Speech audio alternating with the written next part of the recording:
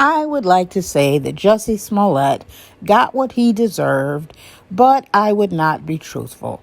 I think that 150 days doesn't really cover the extent of the hoax that he pulled. And he only has to pay $120,000,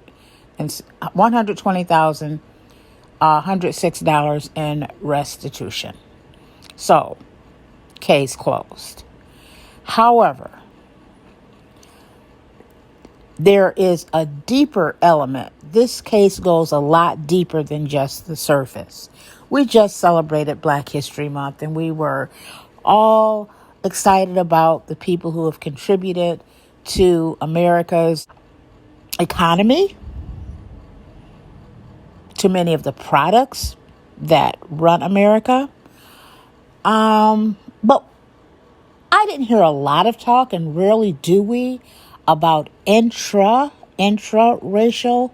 tension that still exists and that has existed since the institution of slavery. Intraracial is a very serious element in America. And those people who are light very often get the larger part of the wishbone. They always have. And some people relish in that. Some people revel in that. They take full advantage of their complexion, because that they know that they're going to get the good roles.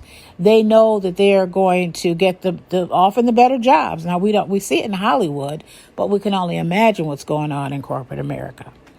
So Jussie Smollett strikes me as a person who knew full well what his privileges were. It's not something that you dance and prance around and just announce it, but you know that you are being cast over some of your darker skinned brothers. And I think he craved the spotlight based on that privilege. I think he craved the spotlight that his lightness brought him. Now, yes, his mother was a Black Panther Party member, and so was his father. However, if you remember right, there was privilege in the Black Panther Party. The darker skinned women didn't get the same attention that the lighter skinned women did. Thus, we've got raising to the top Angela Davis with the big afro. The big afro comes from what we used to call good hair. I don't know what Chris Rock said about good hair, but good hair when I was growing up was the people who had hair that was sort of mixed with the Caucasian hair. Just enough so it didn't really kink like African hair. So they had much more leeway. They could press it easier. They didn't need a hot. They didn't need the hot comb. When it came time for the afros, they had the huge afros, and the men catered to them. So there was actually division in the Black Panther Party, and Jussie Smollett's father was very light.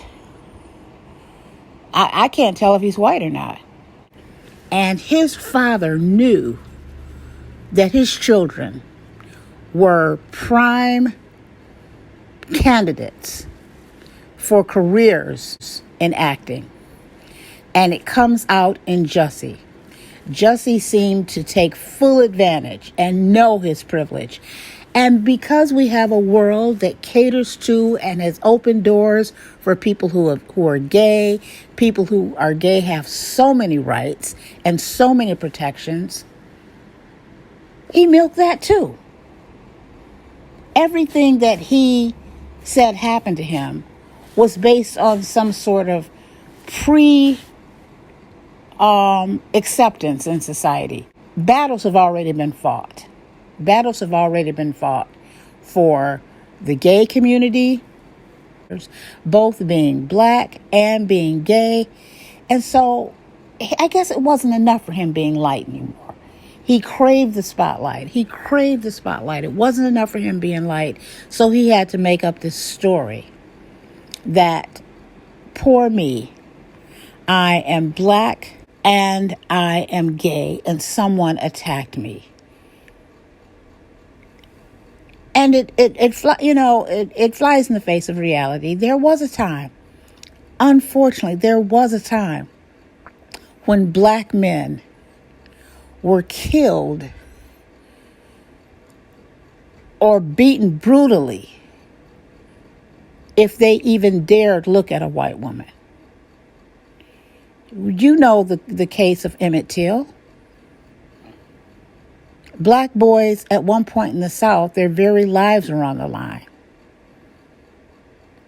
And there was a time when that could have happened. And many gay people have been beaten before it was a protected class. They have lost their lives. So he is taking advantage. He took advantage of something that the road had already been trod. The heavy lifting had already been done. And if things weren't going his way, then he could just create a story.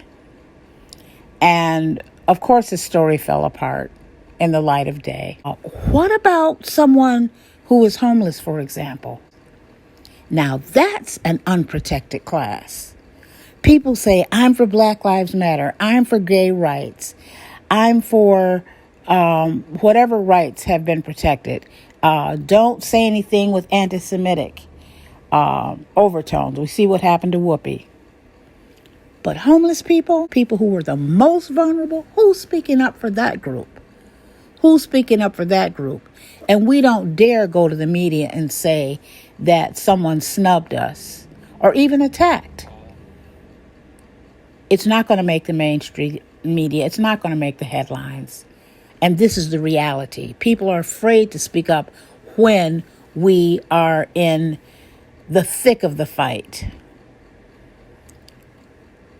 People's energies now should be focused on fighting the homeless crisis. But most people are timid, just as people have been timid in the past to speak up about for blacks or for gay people. And Jussie's actions drains energy away from the real crisis that we're facing. Many things do drain energy away from the real crisis of homelessness. Most people don't even want to bring it up. So this is what really bothers me so much about Jussie Smolett. For someone to think they could pull a hoax like that over something that was obviously scripted and it turned out to be a hoax. I could go on and on and on, but I'm just going to leave it here. I'm just going to say, anytime a person who's experiencing homelessness changes their clothes or eats a good meal, then all of a sudden it's a scam. It's a scam. It's everything associated with homelessness is a scam in the view of many people in society. And these are the most vulnerable people. Been there, done that, so I know what I'm talking about. Okay, so that's all I want to say today on Let's Talk. I just want to comment on this most recent development in Jussie Smollett's case. And I hope it does send a message to anyone else who thinks they can milk their color, and the people who are still color struck in America and would play into those people's fantasies of being with someone who's light skinned as though that gives you some sort of social privilege. I hope those days are coming to an end. I really do.